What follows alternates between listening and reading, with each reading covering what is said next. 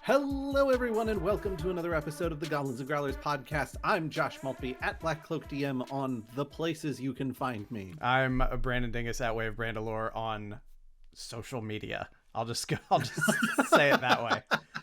Thank you everybody for listening to this week's episode. Hopefully it's not too wonky because Josh and I are experimenting with sort of a new recording setup on this one, and there's bound to be bugs to work out on this thing. So if audio drops, we'll fix it before we release it. But if there's awkwardness, just give us a pass. We would really appreciate it. I think they're listening to a TTRPG themed podcast. There's going to be some awkwardness that they anticipate. Oh, it's just baked in. It's on the tin. It's on the tin. But we got a handful of things to talk about. You know, last week we were very much a targeted podcast on one topic, and we gave you 90 minutes of caveman glory for the Born from Ice Kickstarter. And just a quick shout out to the Born from Ice Kickstarter, because I looked at it yesterday and it had been up for like 6 days, and they're 75% of the way there to their $40,000 goal.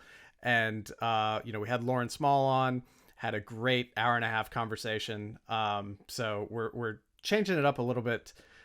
This time we're gonna talk about a handful of different things for shorter periods of time, in case you just want some nuggets on things. But I'm ready to jump right into it if you are, Josh. Oh, I'm 100% ready to jump right into it. Okay. To start everything out, that we've been promoting more of our stuff on YouTube. Right. And Brandon noticed this absolutely massive comment on our "Is Black Flag Still Relevant" video. And I've already forgotten the username because I'm that bad with names. It's Colin the Benevolent Bandit. Colin the Benevolent. Yeah. I almost said Druid for some reason, but yeah, a couple times a week I log in and check the back end of the YouTube channel, and that's where I get the alerts for comments and things like that. And I saw this, I was like, oh, because for whatever reason that video's been getting a little bit more traction in the last few days. And I saw this on there, and I started reading it, and then you go over into the menu and you click on more in your back end comment menu, and it just completely filled the screen more or less with the comment. If you're watching the video version of this, I'm gonna put it up on screen right now, and it's just a real healthy chunk of a comment. But this was on our video for "Is Project Black Flag Still Relevant?" And you'll remember that we talked a lot in that episode just about our feelings on the whole thing, and I said something to the effect of like, hey, what they should call 5e? Oh, they should call it the generic universal role-playing system, because it's just so ubiquitous. But this person just took that and ran with it. They're like, oh, well, laugh my fucking ass off. That's a great name for it. This is without a doubt the world we live in. Anyone believing otherwise is in denial. So just, basically agreeing with the idea that D&D is sort of preeminent and everybody else is just kind of a pretender to it. What were your takeaways from the comment? We just felt like the person put so much effort into it. We felt like we had to talk about it. So thank you, Colin, the Benevolent Bandit, for dropping us this comment. Yes, thank you for sending this in, because it was fun to read, and I agree mostly with you. There's a lot of talk about how 5e, once it became Creative Commons, all of a sudden these companies that were like, oh yeah, we're gonna make something completely different, all of a sudden they're backpedaling.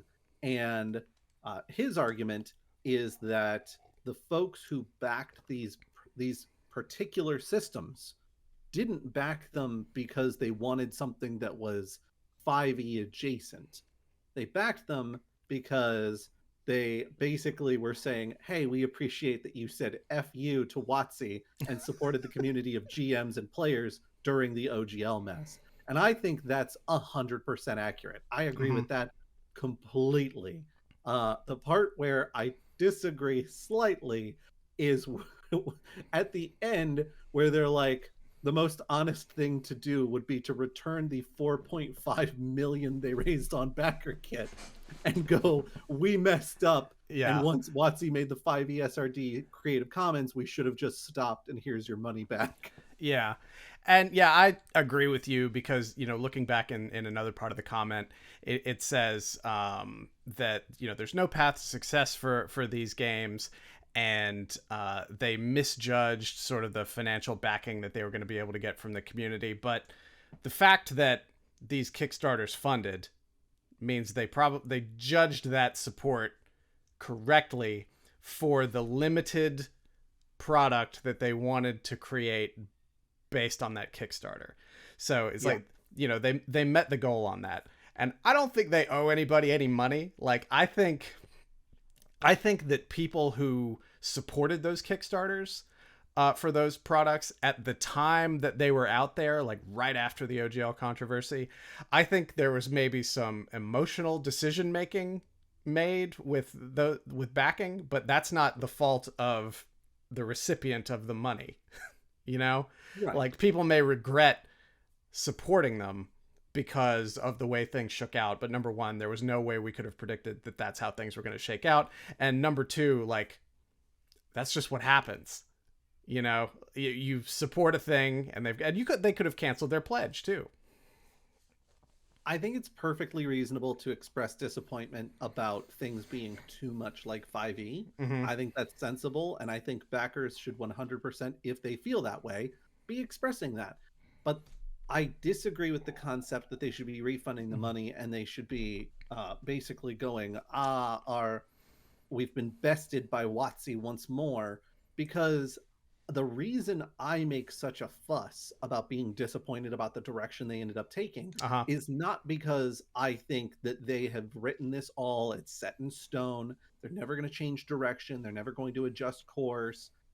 I think that those things are very realistic to occur if they receive feedback that these are things that are kind of disappointing for their player base. Mm-hmm. The more they hear, hey, we actually wanted something that felt familiar to 5e, but was in fact its own system altogether, the more they're going to go, you know what? Then we're missing the mark with Tales of Valiant. And with that being the case, they're going to want to change that. They're going to want to appeal to the people who are backing them and supporting them while still appealing to a broader base. And I think that's the difference here, is when I'm talking about being disappointed and I'm like, I wish you guys would be doing more stuff like this, I see that as a critique, not a criticism. Mm-hmm. Yeah. And the difference between those two things is it can be a very thin line, but it's something where I want to see this change because I'm excited about the work they do and I want to see them succeed in the work that they do. Mm-hmm. And I'm growing, and this is nobody's fault, I'm just growing increasingly tired of this conversation just overall. And I don't mean that, and I'm not saying that critically at anybody. I'm not criticizing our commenter for bringing it up because they were piggybacking off of something I said. So like, I have no business doing that. But all I'm saying is, anybody who is saying, and I'll just generalize just because I think I can in this circumstance, but anybody who's like, oh, like I don't like playing D&D, I don't like 5e, like they're usually coming from two camps there. Camp one is they want to actually play sort of a different kind of game that 5e is not going to let them do, and then camp number two is they just don't want to support WotC, which like there's virtues to both of the approaches that I'm talking about there, right? But by and large, I think most people really don't care what the system is. They want something that their friends know how to play. They want something they can learn pretty easy just so they can start doing it. So I think we're going down like multiple levels into a niche when we start getting to a point of like, oh, well, this system isn't going to work. I don't want to play 5e because this reason. I disagree with you only in the sense that I think people do care what they play and who's publishing it, or else these probably would not have raised $4.5 million. Well, let me disagree with you on that, because I think this all has to be looked at through that lens of the OGL controversy, where emotions were running high on things. And I think without that as a catalytic event for it, people didn't care. I think it was WotC who had essentially, you know, given you all this stuff ostensibly for free for many years, was now saying, well, like, you can't have it for free anymore. Like giving you something and then taking it away and then trying to take it away. Like, nobody likes that. And that's what triggered all this response to it. And I think absent that, people just aren't that particular about their system unless they're trying to achieve a very particular goal or a very particular kind of game. Like, if you desperately want to play like a superhero game, you're going to be playing Masks or Mutants and Masterminds or something like that. You're probably not going to be playing 5e. But if you're just like, hey, I just want to, like, let's just get together and play a TTRPG or something like that, most people would probably be like, hey, you know, let's just use 5e.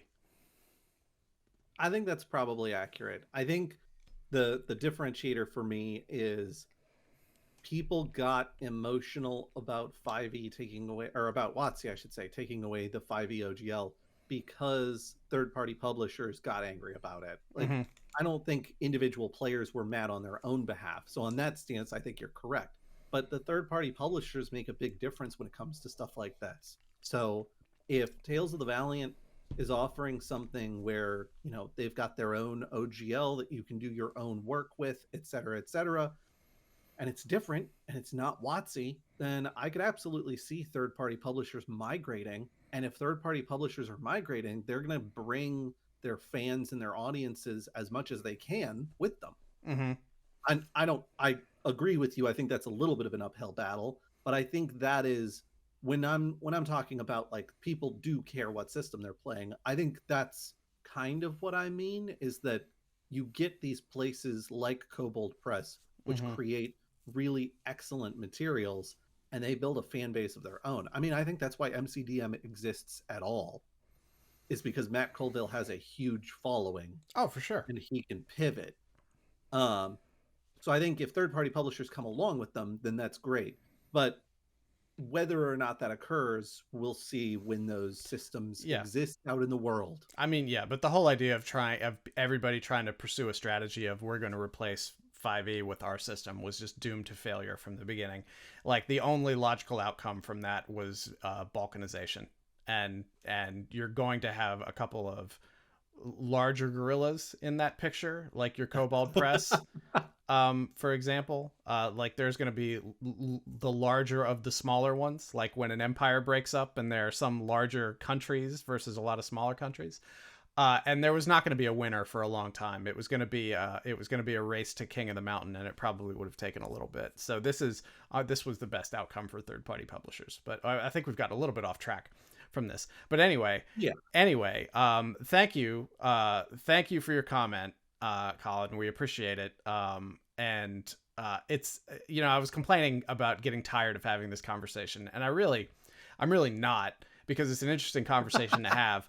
Because I think it'll be interesting in, like, you know, 2 or 3 years to look back at, like, probably more like 3 or 4 years to look back at what sales numbers are for a lot of these would-be 5e replacements as they were conceived, which ultimately ended up they're destined to become also RANs.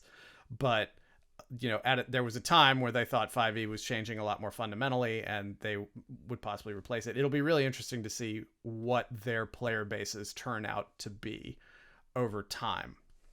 Well, particularly as we start looking at WotC's no longer publishing things for 5e SRD style content. Third-party publishers are publishing things that are compatible, much like Pathfinder 1e was with 3.5. They're publishing things that are compatible with 5e. And then the third-party publishers that during the 5e OGL breakup were like, we're going to do something that is, we're going to build something and it's going to be different and it's not going to be WotC. It'll be interesting to see what that range of things looks like and where everybody ends up landing in 3 to 5 years time. Yeah. So I'm excited to see how it develops. I still hope that Kobold Press continues deviating away from WotC rule sets. Not because I think WotC rule sets are bad, but because I think Kobold Press is a creative enough organization that whatever they come up with, I think is going to be a little bit different and a little bit fascinating, and I'm excited for what it could be. Yeah, and for all we know, they have a long game about just sort of getting people in the door with 5e and then weaning them off of it into something else when they have Tales of the Valiant 2e in several years. So who knows? Yeah, who knows? I also think that's a losing strategy, but that also depends.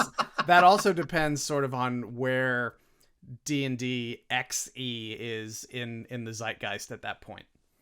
Yeah, for sure. Yeah, 100% for sure.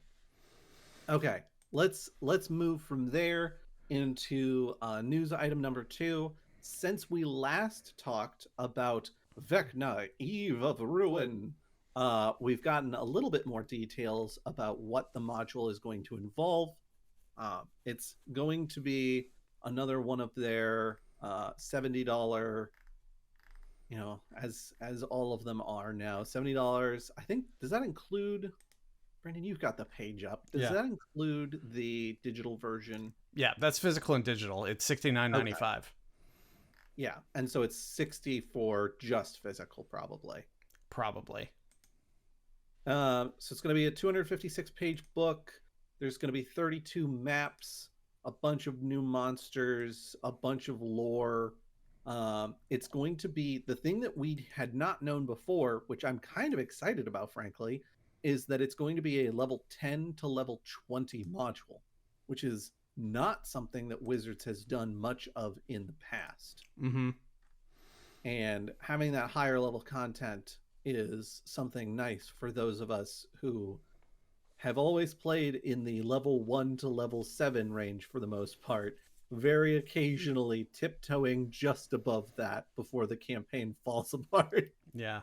And it's going to have a double-sided poster map, so it's going to be probably a lot like Planescape, where you just have it perforated in the back of the book, and then you have to pull it out and unfold it, which I don't like that because you have the potential of tearing it when you're pulling it out of there. It's going to have detailed character dossiers with insights into allies who you may recognize from other adventures. So I'm imagining we're going to see like your Tasselhoff Burrfoot. We're going to see your Raceland. Maybe a Llewellyn Loquacious makes an appearance or something like that. So we'll just see folks that people are familiar with. And, you know, we had known this was going to be a multiversal adventure, but only just sort of vaguely, because when they like, it wasn't even when they announced it, but it was in the days following the announcement where they're like, oh yeah, it's going to be a trip around the D&D multiverse. Right. And the part of that that I would love to just talk about for a second is it says, Vecna Eve of Ruin is a high-stakes Dungeons & Dragons adventure in which the fate of the multiverse hangs in the balance. The heroes begin in the Forgotten Realms and travel to Planescape, Spelljammer, Eberron, Ravenloft, Dragonlance, and Greyhawk as they race to save existence from obliteration. What's missing there? We've talked about it, and we've talked about why it's probably going to stay missing. Oh, Dark Sun. Mm-hmm. Yeah. Athas not represented here. Yeah. Maybe they'll make some vague head nods at Dark Sun to appease those of us who demand to know where Dark Sun is in the mix. Well, I mean, it's interesting because it says travel to Planescape, which they've released a 5e for. Spelljammer, which they've released a 5e for. Eberron, 5e. Ravenloft, 5e. Dragonlance, they either did or it wasn't a major release. It was not a major release. Yeah. It's the Shadow of the Dragon Queen, I want to say. That's right. Was a Dragonlance setting, but they also released it with a board game, and it did not get, between the book and the board game, it did not get the sort of traction they were hoping for, which has led a lot of people to be like, I don't know that they're going to do anything in Dragonlance for a really long time because of this. And I don't think that's the case. I think what they're going to do is stuff like this, where they're like, oh, yes, our wide and varied multiverse. Here's Dragonlance again. Mm-hmm. Now, they haven't had a Greyhawk release for 5e, have they? I don't think so. There's nothing I can think of that is Greyhawk specific. Yeah, I can't either. Anybody listening to this, please tell us that we're wrong. Now, obviously, we could just Google this, but how professional would that be? Uh, as Josh mutes his microphone and starts tapping on his keyboard. Um, but no, I don't like if there is a Greyhawk release, it's really minor, but I can't in the last 10 years think of one. There's nothing coming to mind. And like you said, I could Google it, but in this case, I'll let chat go ahead and correct us either on the Discord or on the YouTube comments. But bottom line is it really seems like there's a strategy and a sort of willful exclusion of Dragonlance on here, which just not Dragonlance, Dark Sun. Don't light me up for that. But a willful exclusion of Dark Sun, which backs up, what people in sort of the WotC sphere had been saying. I guess it was 6-8 months ago when we were talking about that. It's just like, yep, I don't really see how that's going to work in nowadays. I think it was Crawford himself that was like, yeah, there's a lot of problems with that universe that I don't think are very palatable in a modern world. Yeah, maybe there's some way to make it work, but right now there's no plans to. Yeah, and I really feel like this is them, without saying it, just confirming that there's never going to be a Dark Sun release for 5th edition, or perhaps even going forward, like in any edition. That's certainly possible. I don't know that I would go so far as to say never, but I think there's a lot to be said for the fact that when that statement was made, whether that was Jeremy Crawford or somebody else, that caused a lot of stirred controversy for people, where they're like, oh, you cowards, like, oh, like, what's so wrong? And then people are like, the slavery, the fact that slavery is a big part of Dark Sun as a universe, and they're like, oh, you pansies, like, and WotC doesn't need that kind of heat right now. Let's be real with ourselves. They don't need to be trying to tiptoe through that particular minefield. No, they don't need to open the door to that. And we've talked about this before, so I'm not going to repeat myself too much, but they could certainly reimagine Dark Sun into something different. But then like Ship of Theseus, right? Like, is it still Dark Sun at that point? Right. Or are they better off just trying to create a new IP that takes the good stuff and does it in a way and eliminates, like, maybe a World of Scarcity without the slavery, possibly? I mean, it's certainly not outside the realm of possibility, and I think there is stuff in Dark Sun that is cool that would be worth ripping out and putting somewhere else. But I don't know that they'll ever use Dark Sun itself, just because of how much troublesome stuff is built into it. Yeah. And how quickly, if they go, oh yeah, we're doing a Dark Sun thing, but we've modernized it so that it's a little more palatable for the modern audience, how quickly they're going to have to deal with all of the grognards being like, oh, I can't believe you did this, and you cowards, and blah blah blah blah blah, and all the negative press that comes with that. I love how your grognard starts out sounding like Strong Bad and then corrects himself. Guys, I can't believe you would try to hide slavery in your games. I didn't mean to take over this conversation with Dark Sun. That was just something I noticed when I was reading this, and I thought it was kind of a glaring omission that sort of confirms everything that we've heard. Honestly, I think we were pretty much done with the details we hadn't already shared. Obviously, Vecna is here because it's celebrating 50 years of D&D. Vecna is also here because Stranger Things brought Vecna back to the public consciousness. Also a thing. Although, didn't Stranger Things bring Vecna back to the public consciousness like 2 or 3 years ago? That's 2 or 3 years more recently than, like, sort of the last time. Vecna was like, when anybody, like any average person, might know the name Vecna. All right. Now I have to. I know I said I wasn't gonna go Google things. You won't. Now I need to know. Vecna Lives, I think, was the most recent release that had Vecna, wasn't it? I think that's 1990. Okay, it's been a minute. Yeah. I needed to know when that was from, because that was the last time I recalled hearing about a Vecna centric. That was Greyhawk. Yeah. So, Yeah. That's yeah. Okay. Maybe only 34 years ago. Yeah.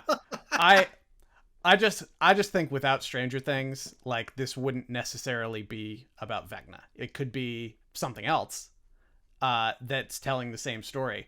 But I think Vecna really benefits from his appearance on a very popular television show.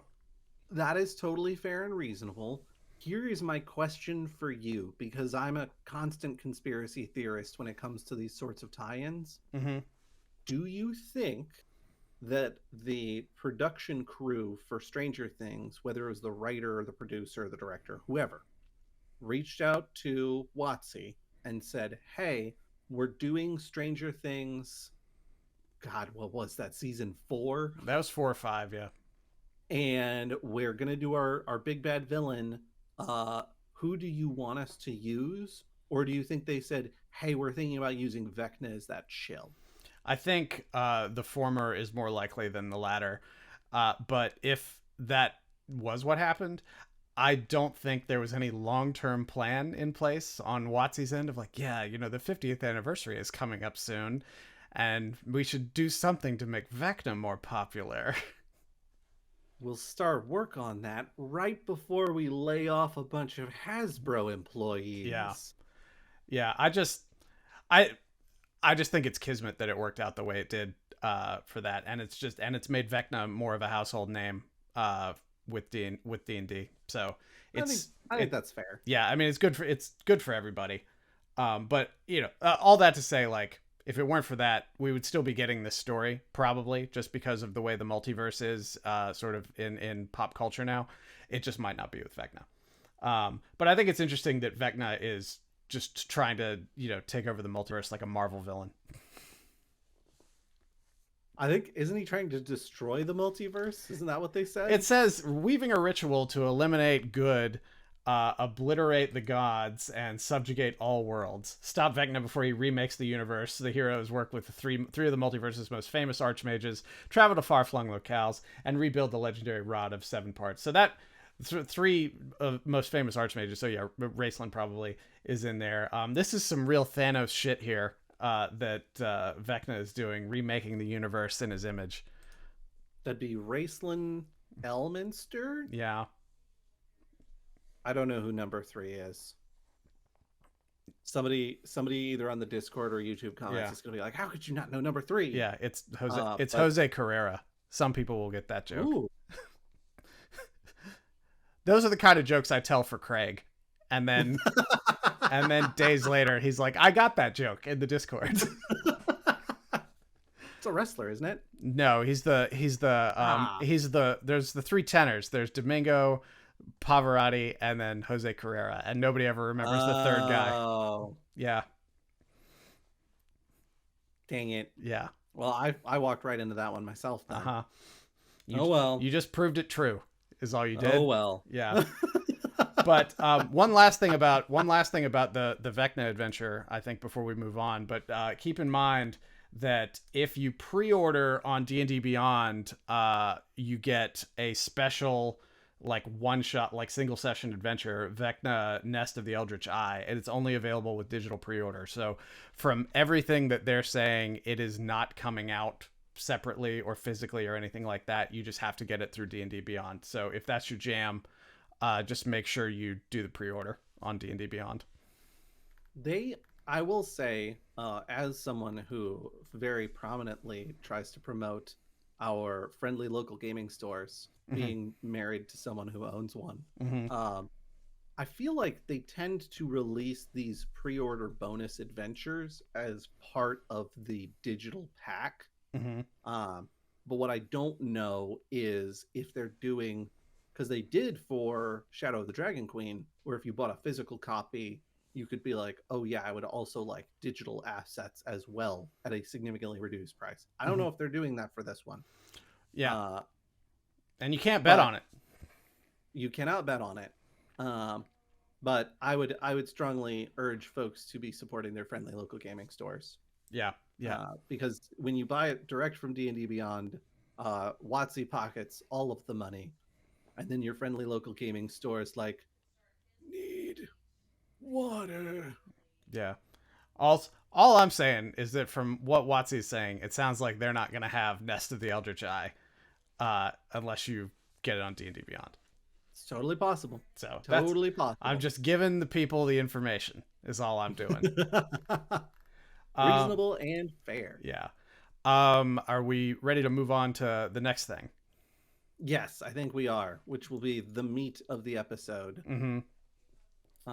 We got this as a suggestion, if I could speak English, from one of our listeners, Drayden, that NASA put out a TTRPG adventure, and I was like, well, why are we being so vague about that? Why are we saying tabletop role-playing game adventure? Like, why aren't we saying like 5e, Pathfinder, whatever you built it for? It's because they didn't build it for any of those things. Yeah. It is meant to be as system agnostic as possible. And just to set the scene a little bit more, in the Discord, Drayden was saying that, and I was like, what?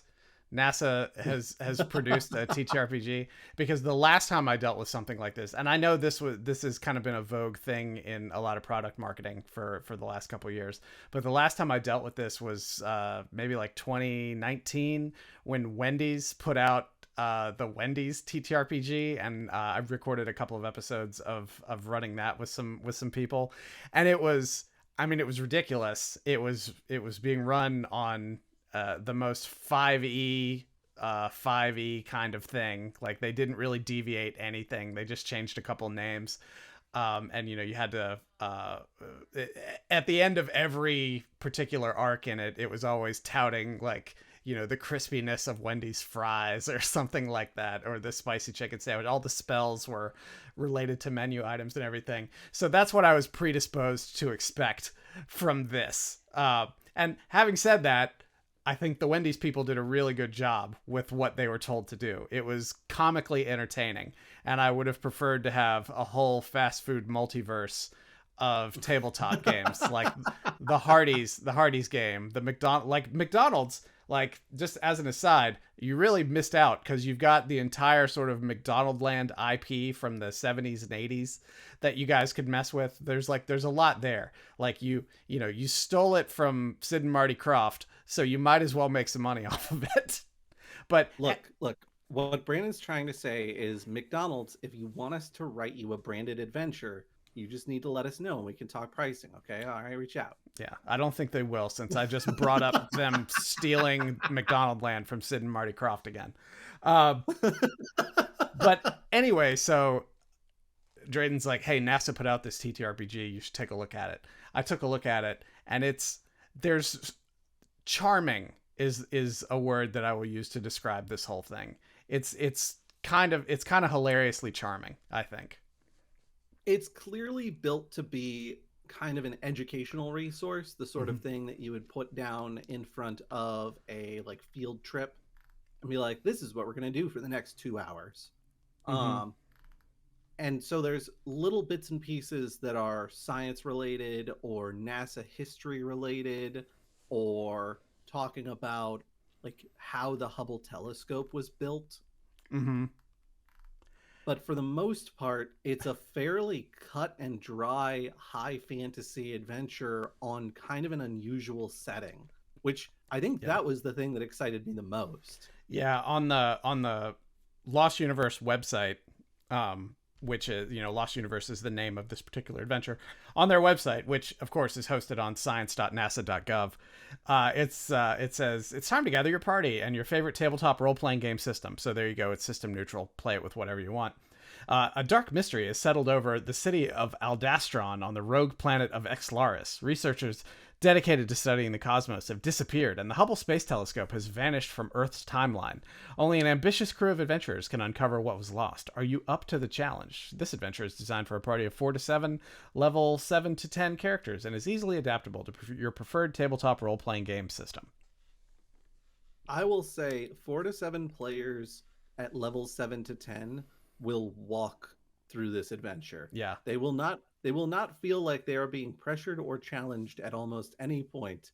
They will feel like they're having a good time, I think. Mm-hmm. But they definitely won't be like, oh man, we almost went down there. I don't think this was written for any sort of hardcore combat-oriented gamers. No. Again, I think this was written for somebody being on a field trip to a space museum and being like, oh, hell yeah, now we're going to do this for a little while. Mm-hmm. Yeah. So that the setting being on a rogue planet, I thought was particularly exciting because for folks that are not familiar with astronomy terms, a rogue planet is a planet that is broken loose from its solar system.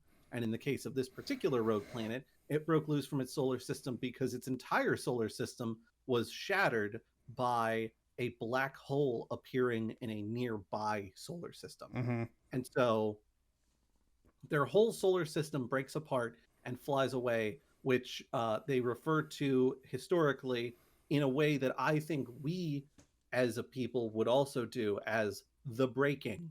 Uh-huh.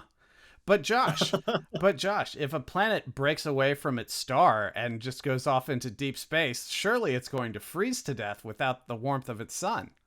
Well, yes, that would be accurate. Also, there's no light, so things become pretty difficult for people there.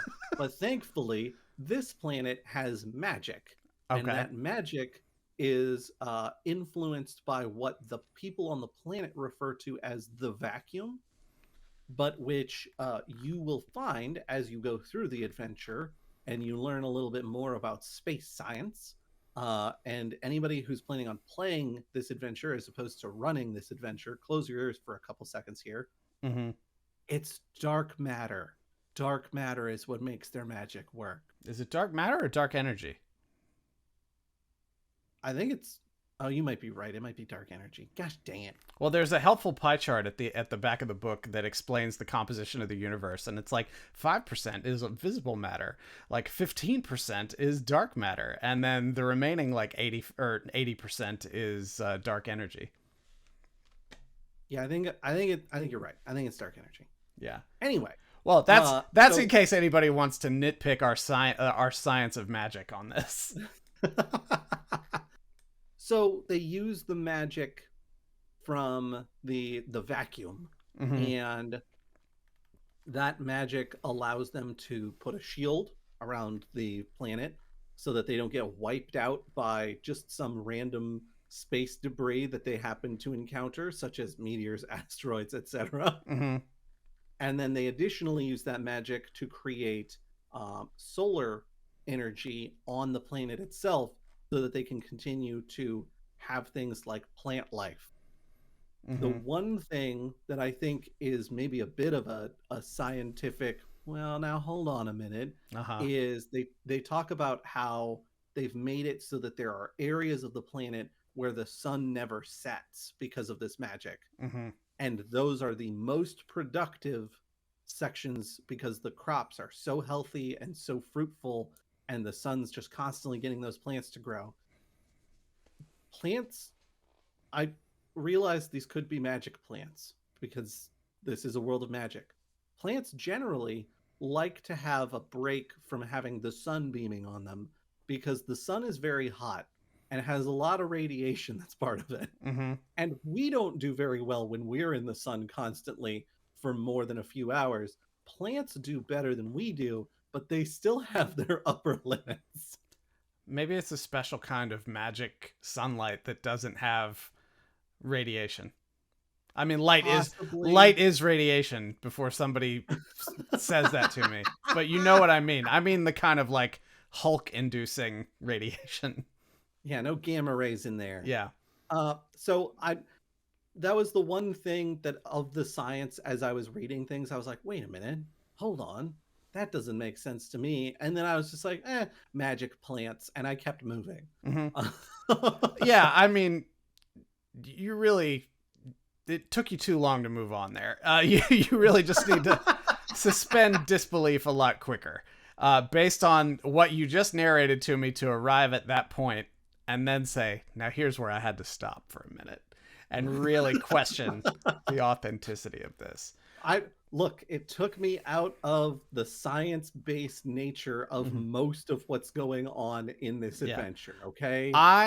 When I was reading this, and I mean this uh to dovetail with sort of the charming description that I used earlier. As I was reading this, my immediate thoughts went to the Martin Landau Barbara Baines series Space 1999 from like the late 70s. This is something Craig could probably fact check me on, because I'm sure he knows what I'm talking about. And I will even ask Craig, how long after we started talking about the particulars of this did it take for Space 1999 to pop up in your head? A rogue planet of some sort just barreling through space, having adventures that doesn't make any scientific sense. This episode dedicated to Craig. Yeah. um but yeah, you have to, as with any good science fiction story, except for like a hard sci-fi story. So all you Clarks and Asimovs, you get out of here. But as with any sci-fi or fantasy story, they just sort of establish the parameters of the world right there at the beginning. It's like, look, here's how it is. Deal with it. Let's move on. So the only reason I bring that up is because there's a lot of science in the entirety of the adventure, and I appreciate how much science there is in the entirety of the adventure. Mm-hmm. I also appreciated how accurate a lot of that science is portrayed. And so when I came to something that for me feels scientifically inaccurate, I was like, wait a minute, hold on. Uh-huh. And then as I do with these things, I went, that's a plot hole, and I'm going to fill it with magic. And we're moving on. Moving on. So something that I noticed as we were digging into the adventure is that this reads very much like someone who does not do a lot of tabletop RPG adventure writing as their like daily activity. Mm-hmm. There's stuff. The one that really got me was there's a puzzle where you're supposed to walk through one of two archways based on some information you were given earlier in the adventure. And Mm-hmm. I'll mention this without spoiling it so that players don't have to plug their ears again. Basically, the correct solution lets you pass freely. The incorrect solution deals you 1d6 fire damage and then shunts you back into the place you were before. And I'm like, why does it shunt you back? What reason does it have to shunt you back? Especially when you're talking about two adjacent archways, they could both lead to the same place, y'all. This doesn't have to be it when you go, oh, not only do you take fire damage, but you get pushed back into the room. Like that raises the adversarial nature of that encounter significantly. Mm-hmm. And I think people who spend a lot of time adventure writing and running those adventures know that. And they go, all right, there's two paths. They both go to the same place, but one of them's going to hurt you and it'll have a cost. And one of them will not and will be fine. And you'll have a great time getting there.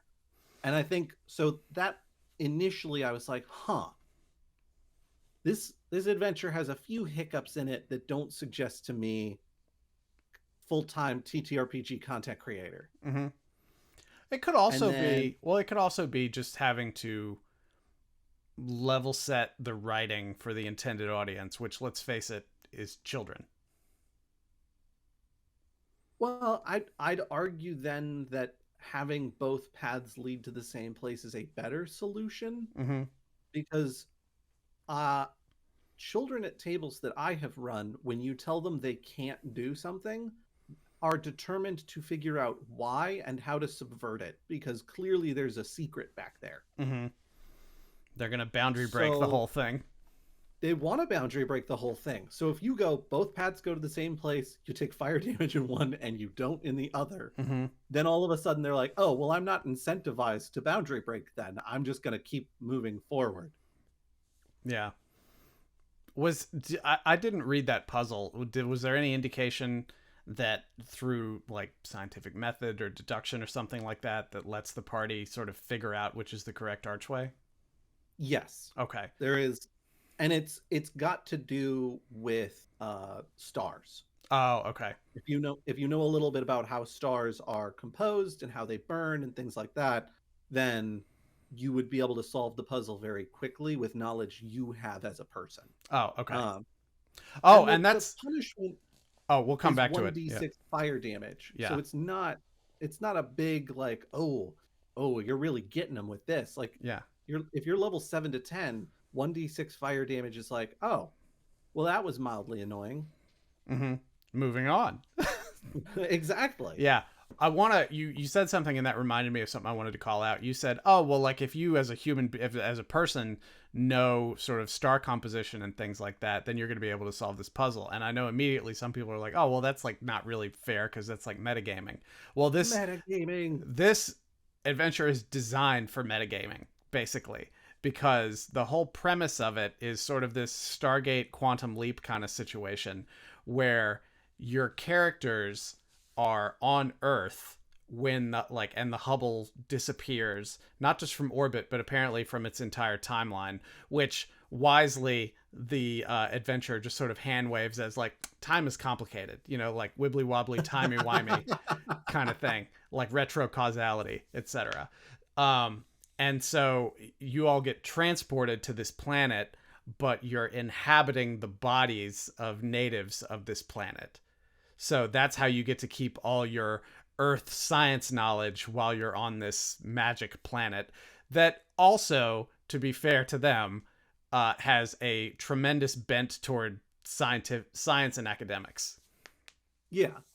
Well, and I also kind of like that when we're talking about TTRPG adventures that you can use to introduce a party to the concept of role-playing games, making it so that you don't have to role play if you don't wanna is kind of nice. Mm-hmm.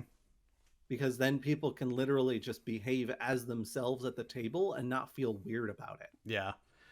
I had never seen a more irritated group of people than one time when I ran our rainy day adventure, where people create a character, they show up to play, because normally we play pickup games for people who don't know. We like run pickup games for strangers a lot of the time, and they'll have a character, they'll bring it, they'll be ready to go. I'm like, okay, actually, what you're doing is you're playing as a small child in a suburban house, pretending to be this character. So it's kind of like a double blind on them. And this is the exact opposite of that. Yeah, some people love the concept of that adventure, and some people are like, well, no, because I'm a really powerful orc barbarian. Yeah. And it's like, yes, Timmy does believe that he is a very powerful orc barbarian. Yes. He is in it. Yeah. This is why you have a session 0 in actual regular games you have with people. Yes, it is. So the adventure overall, I think, is pretty well formulated. It's nothing too terribly complex, but you wouldn't want it to be too terribly complex. The science that's in it's pretty cool and is explained in a way that makes sense in universe, but also makes it a little bit easier to recall. Mm-hmm. And then they've also got some fun NASA history facts. They've got some information about the Hubble telescope, up to and including a one of those like blown out diagrams where you can see all the individual components. Mm-hmm. And the whole adventure is basically you arrive on this planet and you find out that they've been studying Earth to learn about how deep space works since they're hurtling through it. And they thought that the Hubble telescope was really cool. And they think that either they goofed something because they don't fully understand their magic, or someone was being malicious, and that's why the Hubble was removed from our timeline. Mm-hmm. And so it's up to you all. They are conscious of the Hubble and the fact that it's been removed. So it's up to you all and your adventuring party to figure out where it went and get it put back and rescue some research scientists that they had looking into the Hubble telescope that have also gone missing. Mm-hmm. And it's got a lot of good resources throughout that sometimes I find myself wanting more of in more polished books. Like, it's got guides for role-playing particular NPCs. It's got really solid backstories for some of these NPCs, just to give you all the information you need to be able to play this with a group. Essentially, it's not leaving you wanting for much of anything in terms of that, because like, let's face it, like that can be some of the like the hardest stuff, especially if you're not an experienced GM. It's just like like keeping all the character backstories in your heads and their motivations and all that stuff. So it's really nice that they provide you with that kind of resource in here to really sort of bootstrap you, because again, intended audience is children. So while like probably it's very likely that parents or adults will be running this for a group of children, like you could have like a 11-12-year-old or something like that probably comfortably running this. I think so too. Something I used to do a lot more of was scripting for my NPCs. Mm-hmm. Like, oh, the party arrives in this room and here are the sorts of things the NPC is going to say. And I stopped doing that because, well, first of all, my GMs weren't using those scripts 9 times out of 10. Mm-hmm. And then on top of that, I was spending all of this time writing it, and then sometimes it didn't even apply at my table, mm-hmm. the scripts that I had written. So I was like, what is the point of this? Like, this isn't nearly...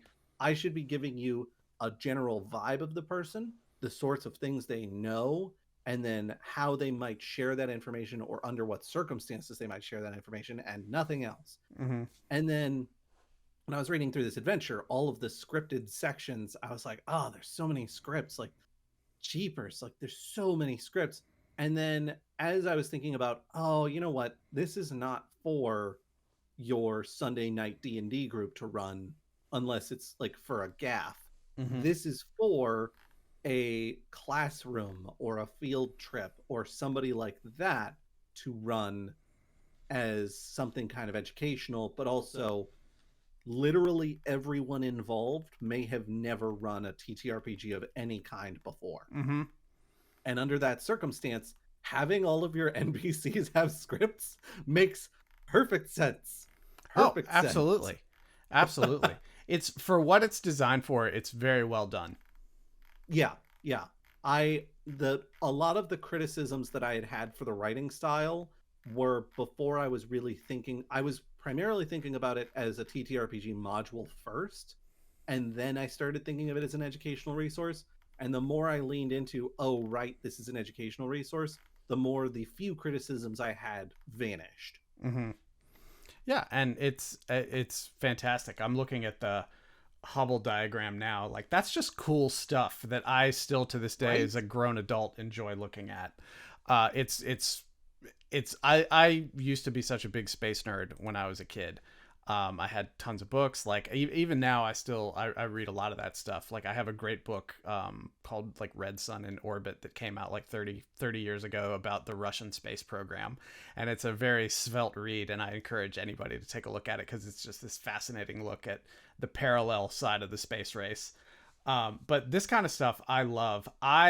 This was not written for me, though. Like, I enjoy that this exists, but I wouldn't enjoy playing it. And that's not a criticism of it itself.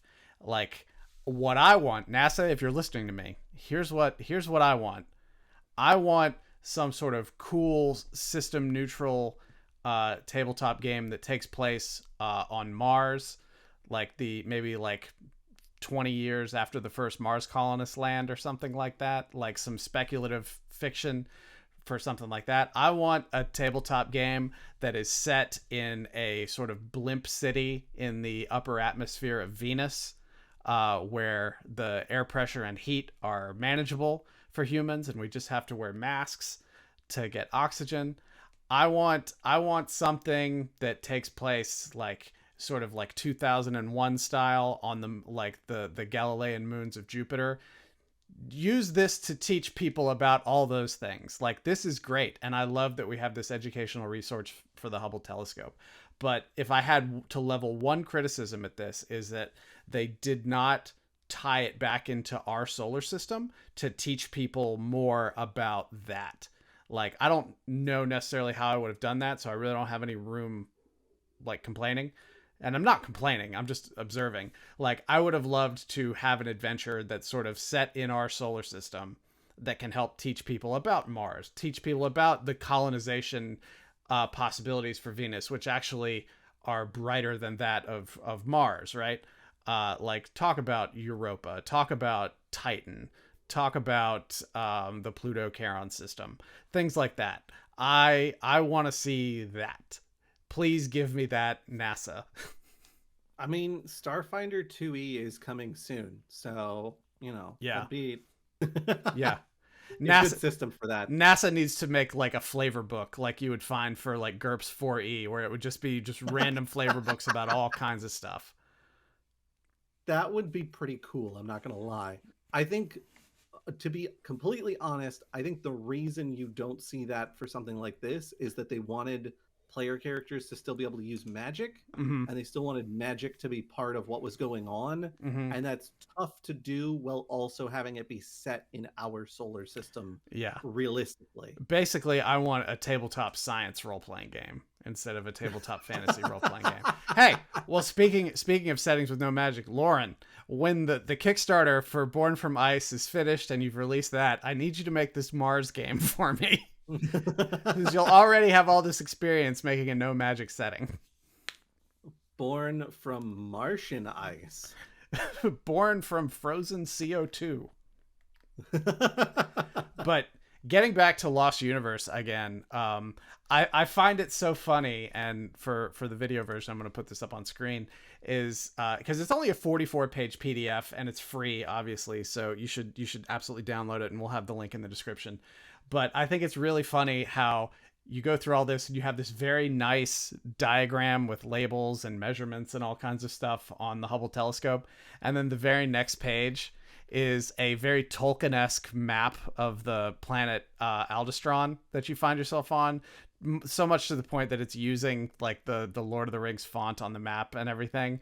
The dichotomy there is just really funny to me. I think it's cool. And it's a really simple map. Like, it doesn't have a whole lot of detail, but it's very charming, and you can see like the bits on the map make appearances elsewhere in the book as little pieces of art and everything. So it's really cool. Yeah. So credit to adventure writer Christina Mitchell, graphic designer Michelle Belleville, and then I'm going to run through them fairly quickly, and I hope I don't mangle any of their names. Development and editing by Kenneth Carpenter, Katie Caudry, Rob Garner, Carl Hill, Peter Jacobs, Jim Gilletic, Esben Jepson, Paul Morris, Gage Taylor, Elizabeth Tammy, and Lauren Ward, who, at the very least, Christina Mitchell and Michelle Belleville are people who work at the NASA Goddard Space Flight Center doing other things as their day-to-day. Yeah.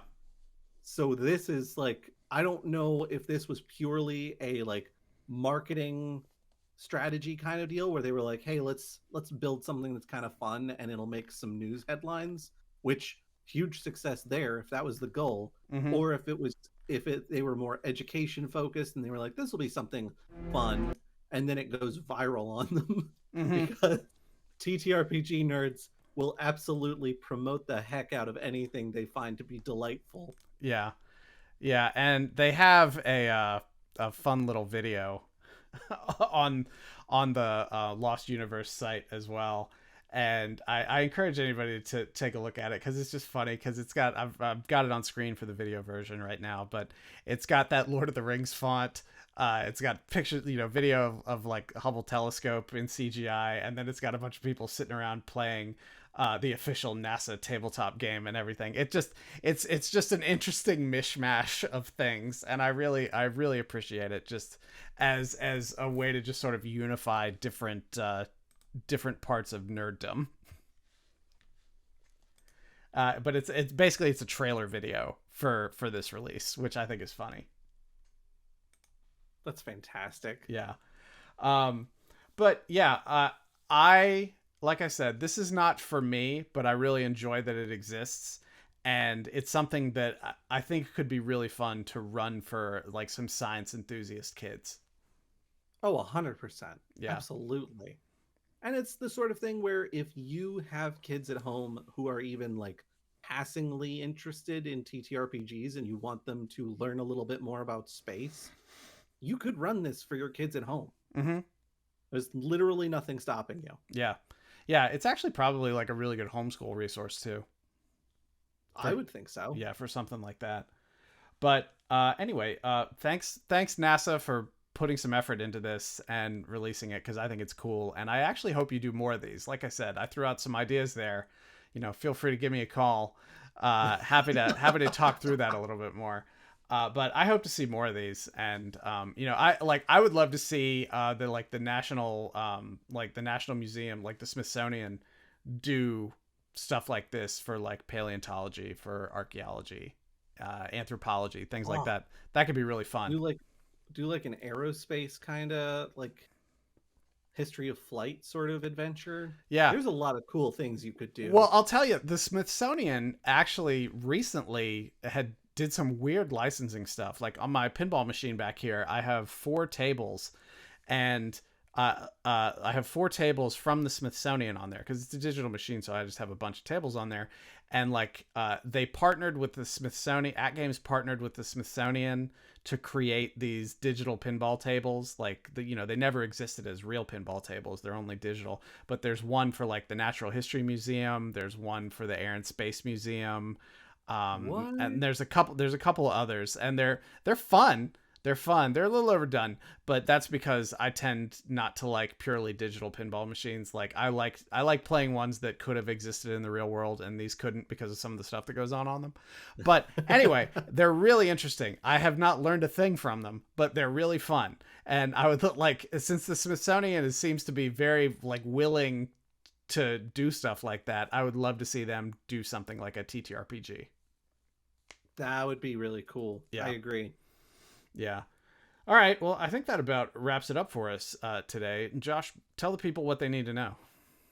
They need to know that if they want to support the podcast, they can do that either by going to our Patreon, patreon.com/goblinsgrowlers, or by telephone telegraph telling a friend about the Goblins and Growlers podcast, because spreading the knowledge of things like the Lost Universe TTRPG and the fact that it's actually very delightful is something that you can rely on us to do for you, so that you don't have to read an entire 44-page adventure to determine whether or not you're going to run it for your kids. Yeah, absolutely. And I would say also, if you happen to be watching this on YouTube, subscribe to the YouTube channel. We're so close to having a nice round number of subscribers, and it's a small number, but it would make me very happy. Beyond that, there's the monthly newsletter that has cool stuff like gaming news. It has indie game suggestions, and it just sort of has a podcast recap on it as well, if you just can't give the time, which is fine. And then listen to Quid Pro Roll, a narrative play podcast that we're on in various capacities. We have a lot of fun with that. I'm a over-the-hill cowboy hat-wearing wrestler. Josh is an edgelord thief in that.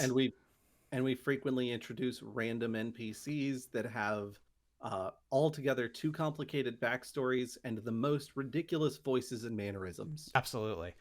And I think that's it, other than to say we will be at Triad Anime Con in Winston-Salem on the 29th, 30th, and 31st of March.